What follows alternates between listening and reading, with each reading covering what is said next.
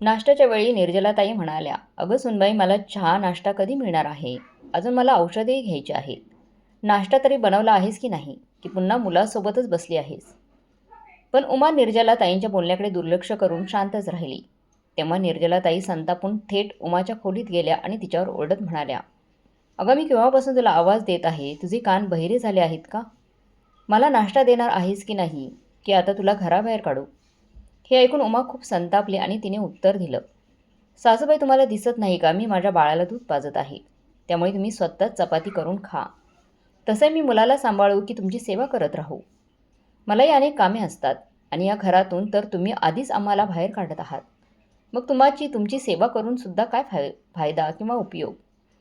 उमाच्या अशा बोलण्याने निर्जलाताईंना असं वाटलं की उमाने जणू काही त्यांच्या गालावरच एक जोरदार कानशिलात मारली आहे. म्हणून त्या संतापून लगेचच उमाचे केस पकडून तिला मारायला लागल्या. पण तेवढ्यात विकास तिथे आला आणि मग जे काही घडलं त्यानंतर निर्जलाताईंच्या पायाखालची जमीनच सरकली. उमा आपल्या सासूसमोर चहा ठेवायला आली तर सासू बडबड करत म्हणाली, "या घरात चहासुद्धा वेळेवर मिळणे खूप कठीण झालं आहे. मी केव्हापासून चहासाठी तडफडत आहे, पण आता कुठे चहा बनतोय?" त्यावर उमा म्हणाली, सासूबाई, मला बाळाला सुद्धा सांभाळावं लागतं ना. केव्हापासून तो रडतो आहे. म्हणूनच चहा वेळेवर झाला नाही. तुम्हाला कित्येक वेळा सांगितलं की थोडा उशीर झाला तर सांभाळून घेत जा, असे उमा कळकळीने म्हणाली. पण हे ऐकताच निर्जलाताई ओरडून म्हणाल्या, "तू काय मला कामवाली समजली आहेस का?" तेवढ्यात दरवाजावर कोणीतरी येऊन उभं राहिलं आणि म्हणालं, "निर्जलाताईंशी थोडं बोलायचं आहे." सासूबाईंनी दरवाजाकडे नजर टाकली आणि लगेच नजर फिरवत उमाकडे पाहत तिला उद्देशून म्हणाल्या, "तू तुझं तोंड काय पाहते? जा आत जा आणि तुझं काम कर. जा इथून." सामान्यतः घरात कुणी असं अचानक येत नसे आणि जे कोणी येत असायचं त्यांना उमा ओळखत असे. त्यात मुख्यतः नातेवाईक किंवा शेजारीच असायचे. पण ही व्यक्ती कोण होता हे उमाला माहीत नव्हतं आणि त्याच्या हातात एक फाईल होती. ती फाईल पाहून उमा गोंधळली आणि तिच्या मनात शंकेची पाल चुकचुकली. म्हणून उमा आत गेली खरी, पण तिने दरवाजाच्या आडून लपून लपून मग बघायला सुरुवात केली की ते काय चालू आहे तिथे. उमा आत गेल्यानंतर जे लोक आले होते त्यांना पाहून निर्जलाताईंच्या चेहऱ्यावर एक मोठी स्मित हास्याची लाट पसरली. त्या व्यक्तीने पुन्हा निर्जलाताईंसोबत संपूर्ण घर नीट पाहून घेतलं. उमाला काहीच कळेनासं झालं होतं की आज सासूबाई ह्या लोकांना घरात का घेऊन आल्या आहेत. त्या व्यक्तीने संपूर्ण घराचं बारकाईने निरीक्षण केलं आणि त्यानंतर निर्जलाताईंनी पूर्ण घराचा 40 लाखांमध्ये व्यवहार ठरवून टाकला. जरी अजून पैसे मिळायचे बाकी होते तरी तो माणूस कागदपत्र तयार करायला सांगून निघून गेला. जसं त्या व्यक्तीने घर सोडलं तशी उमा थेट सासूबाईंजवळ जाऊन म्हणाली, "सासूबाई, हा माणूस का आला होता? मला असं वाटतंय की तुम्ही घर विकलं आहे."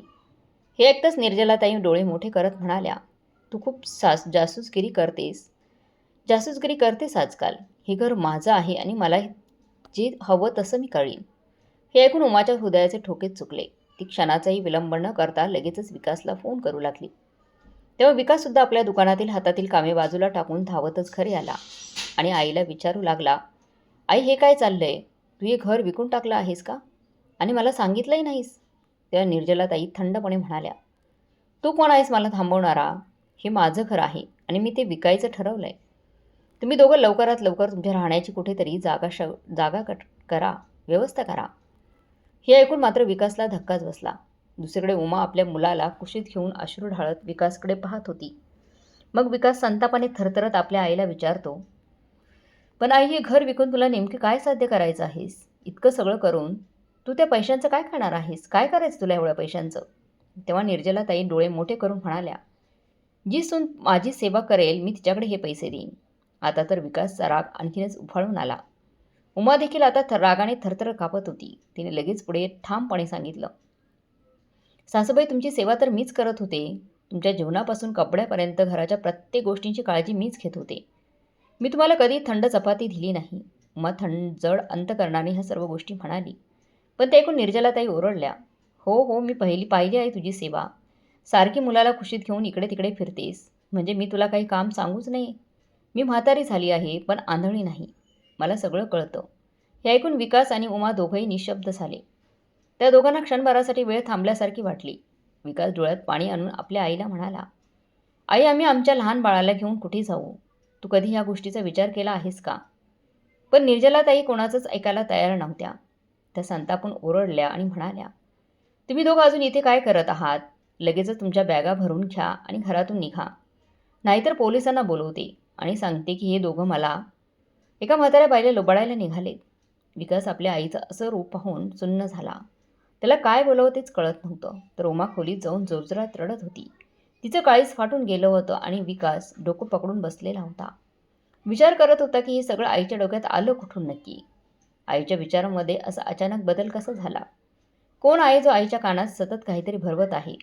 उमाने शांतपणे विकासला समजावून सांगितलं. मला वाटते सध्या आई खूप रागात आहे. तुम्ही एकदा त्यांच्याशी नीट बोलून तरी बघा. कदाचित ते ऐकतील. विकासने तिचं ऐकून आईच्या खोलीकडे पावलं टाकली. तो शिरला तर त्याने पाहिलं की निर्जलाताई कुणाच्या तरी फोनवर बोलत होत्या. त्या म्हणत होत्या, तू काळजी करू नकोस, सगळं काम होऊन जाईल. पैसेसुद्धा मी तुझ्या खात्यावर ट्रान्सफर करेन. फक्त माझ्यासाठी एक छानशी खोली तयार ठेव. मी तिथेच राहणार आहे. हे ऐकून विकास थबकला. त्याला कळेल ना की आई कोणाशी नक्की बोलत आहे. तिच्या या वागणुकीमागे नक्की कोण आहे? आई कोणावर एवढा विश्वास टाकून घर आणि सगळं काही विकू पाहत आहे?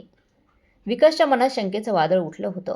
म्हणून विकासने ठरवलं की आपण आईला काही बोलण्याअगोदर सर्व गोष्टी नीट समजावून घ्यायला हव्यात.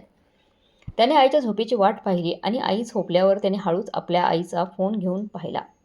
पण त्या फोनमध्ये त्याला काही दिसले. ते पाहून तो थक्कच झाला. कारण फोन कॉल कोणाचा होता? ज्याच्याबरोबर त्याची आई बोलत होती. तो कॉल तर त्याच्या मोठ्या भावाचा आकाशचा होता. आकाश एक वकील होता आणि तो शहरात वकिली करायचा. त्याचं स्वतःचं कुटुंब होतं. बायको, 2 मुलं. काही दिवसांपूर्वीच निर्जलाताई काही काळ त्यांच्याकडे राहून गावात परत आल्या होत्या. आता मात्र विकासच्या डोक्यात एकच प्रश्न गुंजत होता. आकाश दादाने आईला असं काय करायला सांगितलंय? त्यामुळे आई स्वतःचं घर विकायला तयार झाली आणि आपल्या लहान मुलाला आणि त्याच्या कुटुंबाला घरातून बाहेर काढायला निघाली आहे. विकासला काही सुचत नव्हतं. पण आता त्याची खात्री पटत होती की यामागे आकाश दादाचा काहीतरी हात आहे. पण हे फक्त एक घर विकण्याचं प्रकरण नाही. यामध्ये काहीतरी मोठं आणि धोकादायक चालू आहे. खरं तर विकास एका फॅक्टरीत सुपरवायझर म्हणून काम करत होता, जिथे त्याला फारच कमी पगार मिळायचा. घर मात्र आई निर्जलाताई यांच्या नावावर होतं आणि त्यांना पेन्शनही मिळत होती. त्या पेन्शनमधून त्या कधीकधी आपल्या मोठ्या मुलाला आकाशला आर्थिक मदत करायच्या. पण उमाला मात्र त्याच पेन्शनवरून भरभरून टोमणे मारायच्या. शहरात राहणारी मोठी सून ममता, आकाशची बायको, ही तर नेहमीच आपल्या सासूबाईंना फोन करायची आणि दरवेळी तिचा फोन येताच निर्जलाताईंना राग एकदम 7व्या आसमानावर पोहोचायचा. उमालाही स्पष्ट समजत होते की ममता वहिनी नेहमी काहीतरी आईच्या मनात भरतात आणि त्याचा परिणाम उमावर आणि विकासवर होतात. आईचा प्रत्येक टोमणा, प्रत्येक तक्रार आणि अखेरचा टोकाचा निर्णय सगळं ममताच्या शब्दांच्या परिणामासारखंच वाटत होतं. विकासही हे जाणून अस्वस्थ झाला होता. त्याला आता हे अधिकाधिक स्पष्ट झालं होते की आईला केवळ ममता वहिनी आणि आकाशदादाने भलतंच काहीतरी पटवून दिलं आहे. त्यात उमा, त्याचं बाळ आणि तो स्वतः, या सगळ्यांना त्या गोष्टींची किंमत मोजावी लागणार होती. ममता निर्जलाताईंची मोठी सून नेहमीच त्यांना आपल्या लहान मुलाविषयी आणि सुनेविषयी भडकवत असायची. त्यामुळे निर्जलाताई उमाला सारखं काही ऐकवायच्या. मोठी सून ममता किती चांगली आहे, पण तुम्ही दोघं, तू आणि विकास, फक्त मला लुटायला आले आहेत. माहिती नाही विकास आपल्या पगाराचं काय करतो? माझ्या पेन्शनमधूनही घर खर्चासाठी पैसे मागत असतो. अरे, मूल जन्माला घातलं आहे तर दूधही तुम्हालाच आणावं लागेल ना? उमा या गोष्टी ऐकून मनातून खूप व्यथित व्हायची. अनेकदा ती एकटीच रडत बसायची. एकदा तिने हिंमत करून सासूबाईंना सांगितलं, सासूबाई, त्यांची कमाई जास्त नाही आहे. म्हणूनच कधीकधी तुम्ही थोडा हातभार लावता. पण तरी तुम्ही आम्हाला इतके टोमणे मारता. शेवटी हा तुमचाच नातू आहे ना? यावर निर्जलाताई एकदम संतापून ओरडल्या. अगं, माझे दोन्ही नातू शहरातही आहेत. तू मला मूर्ख समजली आहेस का? सगळा खर्च मी तुझ्यावरच करावा का? बिचारी उमा रोज सासूबाईंच्या रागाचा बळी व्हायची. एकदा तर निर्जलाताईंनी स्वयंपाकघरातील दूध उचलून थेट आपल्या खोलीत नेलं आणि म्हणाल्या, सतत माझ्या पेन्शनचं दूध का आणावं? स्वतःच्या पैशाने दूध घेऊन ये आणि तुझ्या मुलाला पाज. त्या दिवशी उमाचं हृदय पूर्णपणे तुटून गेलं. तिचं छोटंसं बाळ दिवसभर दुधासाठी रडत होतं आणि शेवटी उमाला त्याला साखरेचं पाणी देऊन त्याची भूक शांत करावी लागली. तेव्हा आई म्हणून तिच्या काळजावर पाय पडल्यासारखं वाटत होतं. पण तरी तिने एक शब्दही उच्चारला नाही. कारण ती माणुसकी आणि घराचं समाधान अजूनही जपत होती. संध्याकाळी मात्र जेव्हा विकास घरी आला तेव्हा त्याला बाळ रडताना आणि उमा अश्रूत भिजलेली दिसली. त्याने सगळं ऐकून घेतल्यावर त्याचा संताप अनावर झाला. म्हणून तो लगेचच आपल्या आईवर ओरडला. आई, तू कुठल्या प्रकारची आई आहेस गं? स्वतःच्या नातवाचं दूधही तू खोलीत नेऊन ठेवलंस. मला लाज वाटते की मी तुला तुला माझी आई म्हणतो. हे ऐकताच आई मुलामध्ये मोठा वाद सुरू झाला. निर्जलाताई छातीवर हात मारत रडायला लागल्या आणि लगेच आपला मोठा मुलगा आकाशला फोन लावला. त्या फोनवर म्हणाल्या, बाळा, तू मला तुझ्याकडे घेऊन चल. हे लोक मला जिवंतपणेच मारून टाकतील. अरे, माझं इथे राहणं शक्य नाही आहे. हे ऐकून उमा अवाक झाली. तिच्या डोळ्यांमध्ये प्रश्न उभे होते. कारण सासूबाईंनी आकाशला खरी परिस्थिती सांगितलीच नव्हती. त्यांनी केवळ स्वतःला बळी दाखवत सर्व दोष उमावर आणि विकासवर ढकलला होता. आकाश म्हणाला, आई, तू काही दिवस तरी इकडे ये. हे ऐकून निर्जलाताई एकदम गडबडीत आपलं सामान बांधू लागल्या आणि दुसऱ्या दिवशी पहाटे गाव सोडून शहरात निघून गेल्या. सकाळी जाताना उमा नम्रतेने त्यांच्या पायांना स्पर्श करण्यासाठी वाकली, तर निर्जलाताई रागाने पाय मागे घेत म्हणाल्या, राहू देत, आता हे नाटक करण्याची काहीच गरज नाही. जाते मी घरातून आता. आता तू राहा, निवांत राहा. पाहिलं आई, मी किती काळजी करता तुम्ही माझी. उमा तशीच वाकलेली उभी राहिली. एक सून म्हणून तिने कितीही प्रेम दिलं, पण सासूबाईंच्या मनात तिच्यासाठी केवळ अविश्वास आणि कटुता उरली होती. निर्जलाताई रागाच्या भरात निघून गेल्या आणि त्यांनी मागे वळून बघणंही टाळलं. हे बघून उमाला फारच वाईट वाटलं. तिच्या मनात सासूबाईंबद्दल चिंता होती. जरी त्या कायम तिच्यावर ओढत असल्या तरी उमा त्यांची काळजी घेत होती. तिला वाटत होतं की काही झालं असलं तरी त्या घरातून रागाने गेल्या आहेत. त्या एकट्या आहेत, सुरक्षित पोहोचल्या की नाही. मनातल्या या काळजीने उमा थोड्या वेळाने धीर करून आपल्या मोठ्या जावईला ममताला फोन करून म्हणाली. ममताला फोन करून विचारलं, सासूबाई पोहोचल्या का? पण ममताचा आवाज कडबट आणि उपरोधिक होता. ती म्हणाली, अगोदरच सासूबाईंची बेइज्जती करायची आणि नंतर काळजीचं नाटक करायचं. तुमचं हे दोघांचं नाटक आता आईंनाही समजून आलं आहे. आता फार हुशारी दाखवण्याची गरज नाही. एवढं बोलून ममताने फोन कट केला. फोन कट होताच उमाच्या डोळ्यातून अश्रू ओघळू लागले. तिने कोणत्याही प्रकारची कोणतीही चूक न करता सतत तिला अपमान सहन करावा लागत होता. तिचं अंतःकरण भरून आलं. विकास हे पाहून तिच्याजवळ आला. तिच्या खांद्यावर हात ठेवत म्हणाला, अगं, इतकी दुःखी होण्याची गरज नाही. आई तर कायमच तुझ्याशी वाद घालत असते. तू तर नेहमी तिला समजून घेतलं आहेस. आता तू स्वतःच्या आणि आपल्या बाळाच्या सुखासाठी जग. उमा गुपचूप डोळे पुसत बसली होती. पण तिच्या मनात अजूनही सासूंच्या काळजीची छाया होती. कारण तिने त्या नात्यात फक्त कर्तव्य नाही तर प्रेमही दिलं होतं. आणि प्रेम सहज विसरता येत नाही. विकासने उमाला शांत करत सांगितलं, आता काही दिवस तरी शांततेत जातील. तू जास्त विचार करू नकोस. आई फार दिवस शहरात राहू शकत नाही. काही दिवसातच ती परत गावातला येईल. उमा जरी सासूबाईंच्या त्रासामुळे थकली होती तरी त्यांचं रागाने घर सोडणं तिला अपमानास्पद वाटत होतं. कारण तिला माहीत होती की जेव्हा निर्जलाताई परत येतील तेव्हा पूर्ण गावात सांगतील की मी तर सुनेमुळेच घर सोडून गेले होते. तिला हेही माहीत होतं की आईंच्या शब्दांना लोक वजन देतात आणि मग तिचं न बोललेलं सहन केलेलं सत्य कुणाला समजणार नाही. 15 दिवसांनी एक दिवस सकाळी विकासला आईचा फोन आला. निर्जलाताई म्हणाल्या, विकास, मी उद्या सकाळच्या ट्रेनने येत आहे. मला स्टेशनवर घ्यायला ये. हे ऐकून विकास जरा गोंधळला. पण ठीक आहे असं म्हणून त्याने फोन ठेवला. दुसऱ्या दिवशी मात्र स्टेशनवर विकास गेला. कारण आकाश काही कारणाने आईला सोडण्यासाठी येऊ शकला नाही. विकासचं मनही खूप विचारांनी भरलेलं होतं. आईचा राग आता तरी उतरला असेल का? पण तिचं बोलणं, तिचा आवेश काहीच बदलल्याचं जाणवत नव्हतं. विकास रेल्वे स्टेशनवर उभा होता आणि ट्रेन जवळ येत होती. पण त्याच्या मनात एकच प्रश्न घोळत होता. आई परत येत आहे, पण कुणासाठी? घरासाठी? की पुन्हा कोणते तरी वाद गवकण्यासाठी, घालण्यासाठी? जेव्हा विकासची आई स्टेशनवर उतरली तेव्हा त्याने नम्रपणे तिच्या पायांना स्पर्श केला. स्पर्श करण्याचा प्रयत्न केला. पण निर्जलाताईंनी आपले पाय मागे घेतले आणि म्हणाल्या, गुपचूप घरी चल. पण घरी आल्यावर ते एक शब्दही न बोलता कुठेतरी बाहेर निघून गेल्या. विकास आणि उमा दोघंही गोंधळत होते. त्यांना काहीच कळत नव्हतं की त्या कुठे गेल्या आहेत, कुणाला भेटायला गेल्या आहेत आणि पुन्हा काय चाललेलं आहे. त्यांना काहीच कळत नव्हतं. 2 दिवसांनी एक बातमी मिळाली. निर्जलाताईंनी घराचा सौदा करून टाकला आहे. हे ऐकून विकास आणि उमाच्या तर पायाखालची जमीनच सरकली. दोघांचे डोळे पाणवले. छोट्याशा पगारात आता घर भाड्याचं ओझं घेऊन संसार कसा चालवायचा हा मोठा प्रश्न त्यांच्यासमोर उभा राहिला. विकासला आता खात्री झाली होती की हे सगळं त्याच्या मोठ्या भावाचं आकाशचं काम आहे. पण तरी त्याला आकाशच्या तोंडून सत्य ऐकायचं होतं. त्याचं मन फाटलं होतं. एकीकडे मोठ्या भावाचं हे असं वागणं आणि दुसरीकडे आईचं अडून बसलेला विश्वासघात. मला मात्र आता स्पष्ट समजून आलं होतं, सासूबाई काही ऐकणार नाहीत. त्यांचं मन कोणीतरी पूर्णपणे फिरवून टाकलं होतं आणि आता या नात्यांना, ममतेला किंवा कुठल्याही भावना टिकवायला तयार नव्हत्या. त्या घरात अजूनही 4 भिंती होत्या, पण आता त्या भिंतीमधून घर पण नाहीसं झालं होतं. दुसऱ्या दिवशी नाश्त्याच्या वेळी निर्जलाताई पुन्हा नेहमीसारख्या तावातावाने म्हणाल्या, "अगं नाश्ता केव्हा मिळणार आहे? मला औषधं घ्यायची आहेत, की अजून नाश्ता तयार झालेला नाहीत?" की नेहमीसारखी पुन्हा मुलासोबत बसली होतीस. उमाने मात्र त्यांच्या बोलण्याकडे दुर्लक्ष केलं. पण हे पाहून निर्जलाताई संतापून थेट तिच्या खोलीत गेल्या आणि जोरजोरात ओरडू लागल्या.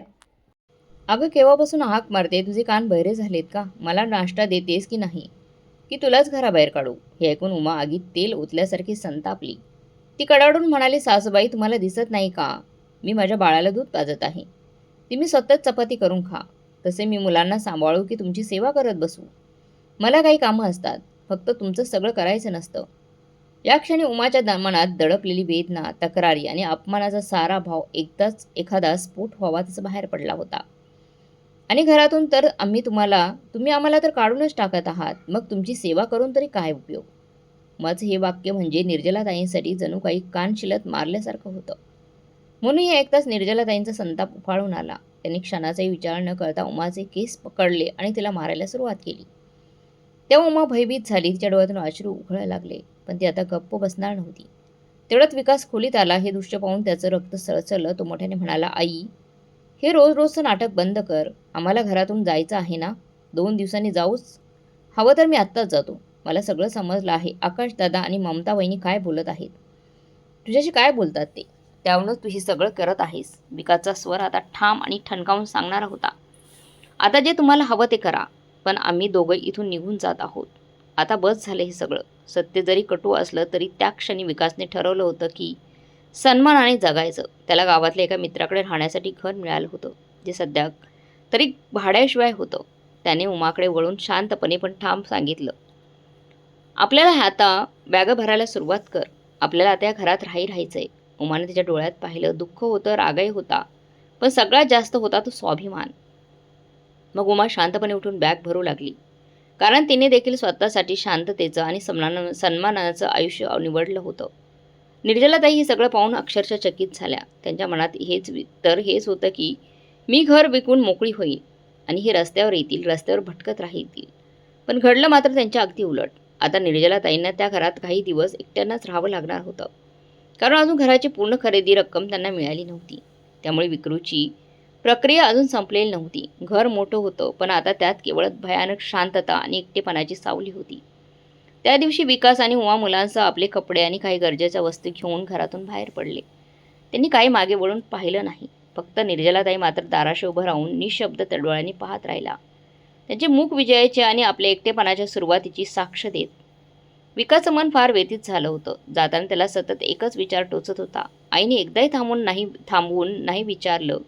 आई एकदाही म्हणाली नाही की थांब. तर त्याला आतून समजत होतं, कदाचित नियतीने आता हेच ठरवलं होतं. शेवटी प्रेम, सन्मान आणि शांतता मिळत नसेल तर त्या घराला घर म्हणण्यात तरी काय अर्थ आहे? आणि कधीकधी मूक निघणं हाच सर्वात मोठा विजय असतो. आता विकासच्या मदतीला त्याचा जवळचा एक मित्र पुढे आला होता. त्याने विकासच्या कुटुंबासाठी घर मिळवून दिलं. जेव्हा सासरच्या घरातून ते बाहेर पडले, तेव्हा उमा आणि विकाससाठी ती साथ फार मोठी ठरली. तर इकडे दुसरीकडे निर्जलाताईंचं आयुष्य एकदम बदललं होतं. एवढं मोठं घर आता मोकळं होतं, पण मोकळ्या घरात शांती होत नव्हती. होती फक्त एकटेपणाची दाट सावली आणि घरातील सर्व कामे त्यांना आता स्वतःलाच करावी लागत होती. जेवण, कपडे, झाडू, लादी, भांडी. कारण आता कोणीही त्यांच्या मागे उभं नव्हतं. ना सेवा करणारी उमा, ना विकास होता. शेवटी थकून हळूहळू कोसळत चाललेल्या मनाने निर्जलाताईंनी आपल्या मोठ्या मुलाला आकाशला फोन केला. त्या थोड्या हळव्या स्वरात म्हणाल्या, "बाळा, मी इथे अगदी एकटी आहे. माझ्याकडून एवढं मोठं घर सांभाळलं जात नाही. त्यातून ते एक काम कर ना, ममताला काही दिवस इथे पाठव. घर विकल्यावर आम्ही दोघी शहरात येऊ." आकाशने शांतपणे उत्तर दिलं. तो म्हणाला, "नाही आई, ममता तर येणारच नाही. तिला गावचं वातावरण आवडत नाही. आणि तुला माहीत आहे ना, ती आजारी पडते. त्यामुळे आई तू तिथेच राहा. सर्व पैसे मिळेपर्यंत तरी. तुला तर घर सोडून कुठेही जाता येणार नाही. आणि थोडेफार काम केल्यानेच खरं शरीर चालतं." मुलाच्या उत्तराने निर्जलाताईंच्या डोळ्यात निराशेचे धुकं भरलं. जेव्हा आपलेच आपल्याला थोडं काम कर असं सांगतात, तेव्हा स्वाभिमानाचा चेहरा हलका कुशीत झुकतो. तरी निर्जलाताईंनी स्वतःला सावरलं आणि एकटीने घरकाम करायला सुरुवात केली. पण नशिबालाही कदाचित आता काही शिकवायचं होतं. फक्त 2च दिवस झाले होते आणि एके दिवशी त्या बाथरूममधून ओल्या फरशीवरून पाय घसरून पडल्या. तेव्हा त्याच्या पाठीला इतकी दुखापत झाली की त्या थेट अंथरुणावरच पडल्या. आता त्यांना उभंही राहता येत नव्हतं.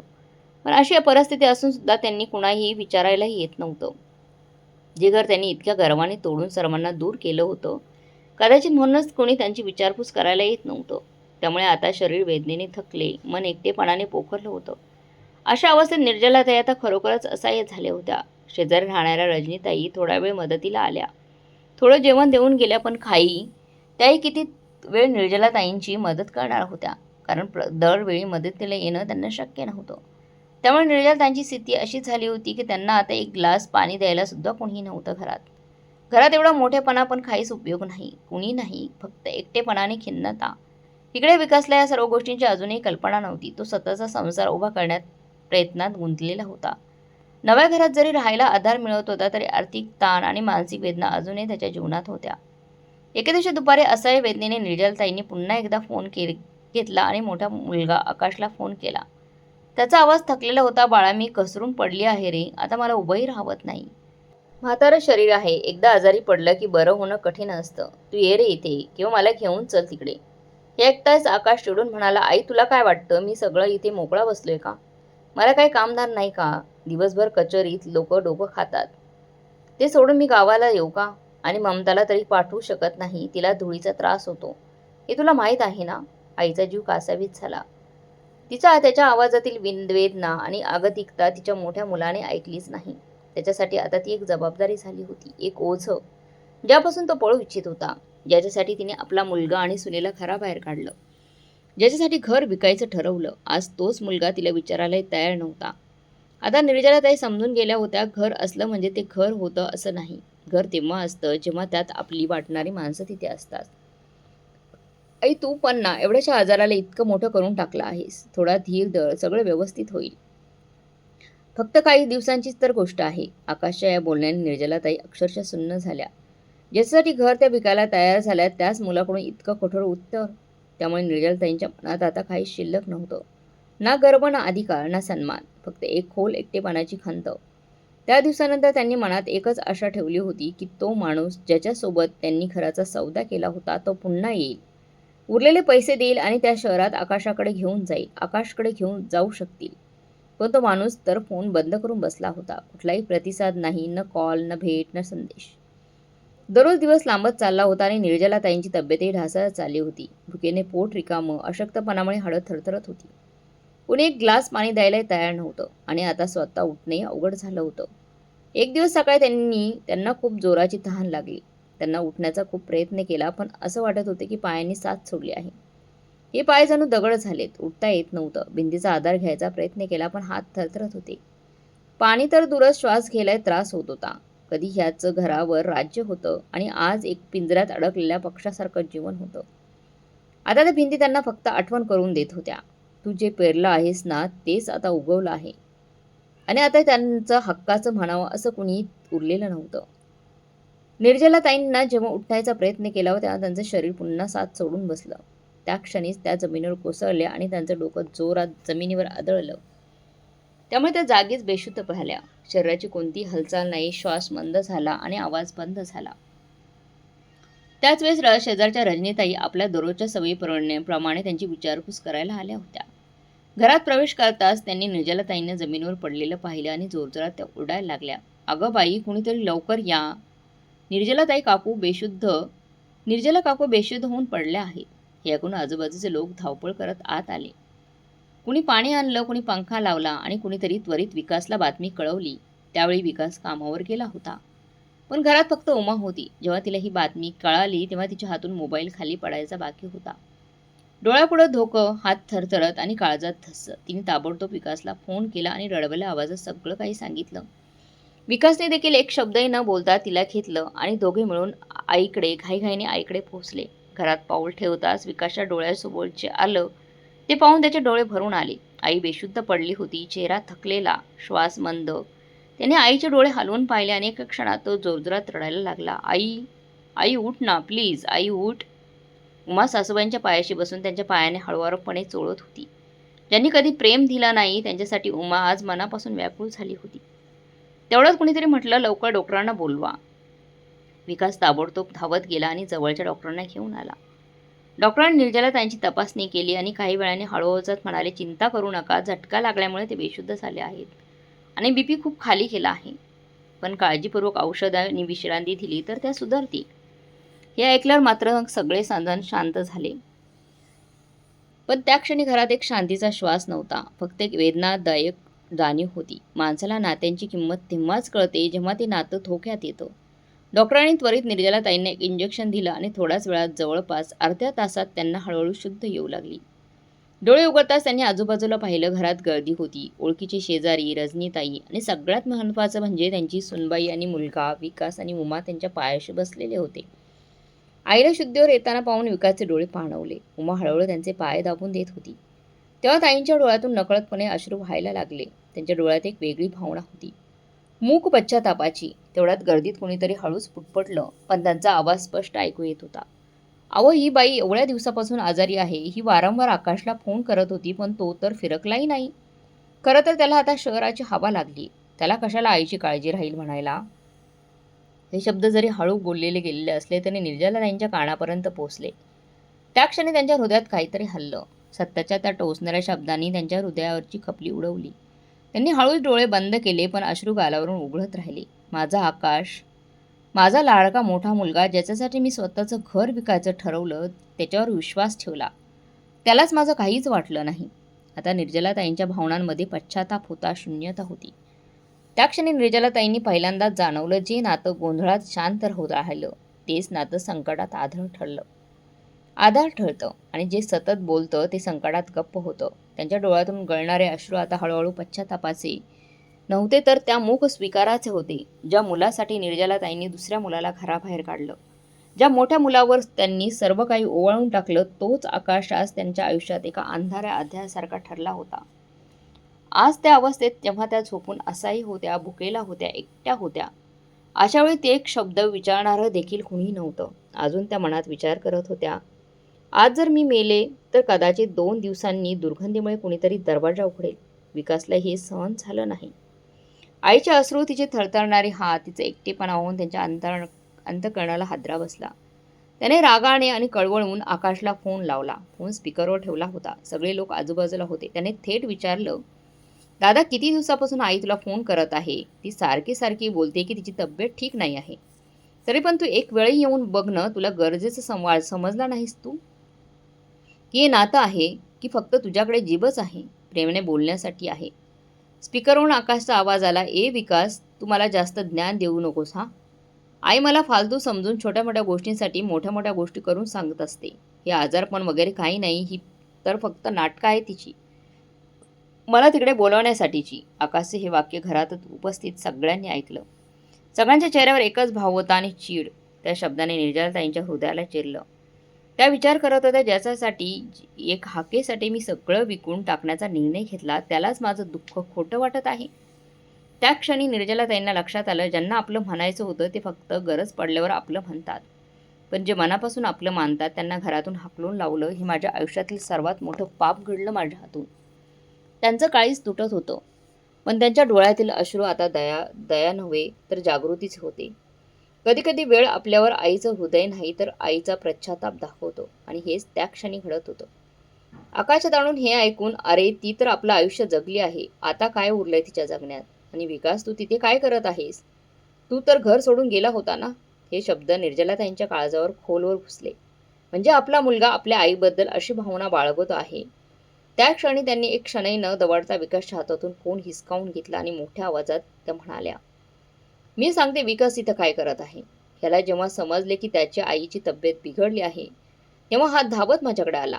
आणि कोण मी? तीच आई, जिने याला घरातून हाकलून दिलं होतं.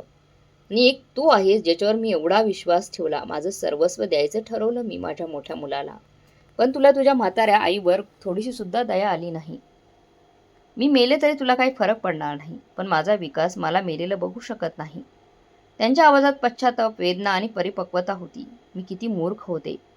माझ्या डोक्यावर तर अक्षरशः दगडच पडले होते. म्हणूनच मला तुझ्यासारखा स्वार्थी मुलगा माझा आधार वाटला.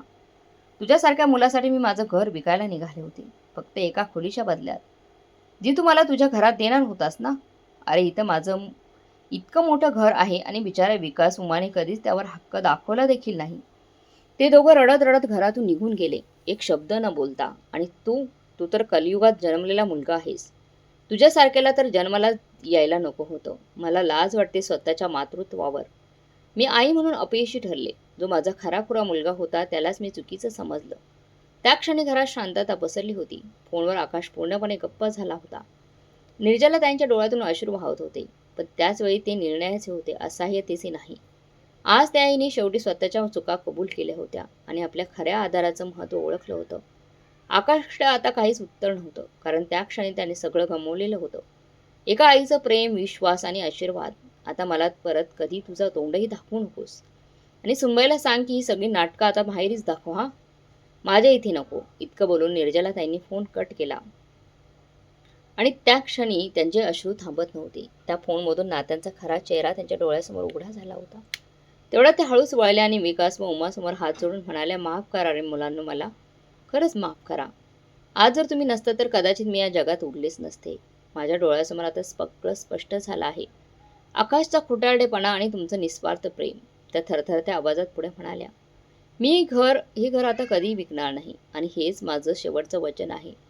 तुम्हा दोघांना तुमच्या आईची शपथ आहे, तुम्ही परत या घरात या. कारण तुम्हीच या घराचं खरंच सुख आहात. आणि आता मला तुमची गरज आहे. आई म्हणून नाही, एक माणूस म्हणून. उमा निशब्द होती, पण तिच्या डोळ्यातून ओघळणाऱ्या अश्रू निर्जलाताईंना सगळं सांगून गेले. आज तिच्या डोळ्यात काळजी, जी आपुलकीचा भाव पाहून निर्जलाताईंच्या अहंकाराचे आणि गैरसमाजाचे पडदे गळून पडले होते. त्या उमाच्या डोक्यावरून प्रेमाने हात फिरवत होत्या, पुन्हा पुन्हा. जणू त्या हातातील संपलेली ऊब पुन्हा मिळवण्यासाठी. आणि अखेर विकास आणि उमा पुन्हा आपल्या घरात परतले. त्या दिवसानंतर ते एकटं सुनसान घर पुन्हा एकदा हसण्याने, आपुलकीने, प्रेमाने भरून गेलं. निर्जला त्यांच्या चेहऱ्यावर आता वेगळी शांतता होती. ती पश्चातापाची नव्हे, ती स्वीकाराची होती. आता त्या घरात फक्त एक गोष्ट परत आली होती, मनाची सलोख्याची ऊब. आणि तेच खरंच सुख होतं. आपुलकी, प्रेम आणि सेवा ही नाती पैशाने, मालमत्तेने किंवा तक्रारीने टिकत नाही.